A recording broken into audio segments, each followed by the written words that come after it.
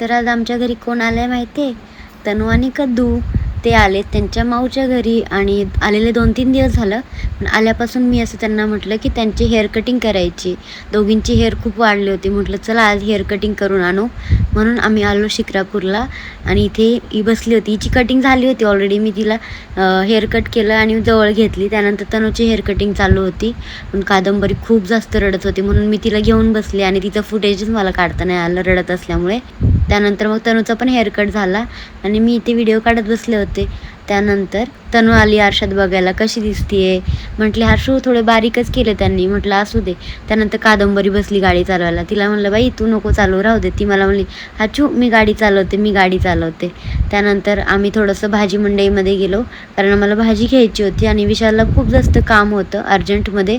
तेव्हा तेच गाडी चालवत होते. पण त्यानंतर त्यांना काम असल्यामुळं ते बोलले आता तू भाजी घे त्यामुळं मी जातो. मग त्यांना घ्यायला गाडी आली आणि ते गेले. त्यानंतर मला म्हणले तू गाडी घे आणि तुझा घरी. सो मी जवळच आले होते घराच्या. त्यामुळे आम्ही तिघीजणी मी कादंबरी आणि तनू आम्ही तिघीजणी घरी आलो. सो हा व्हिडिओ तुम्हाला कसा वाटला कमेंट करून नक्की सांगा.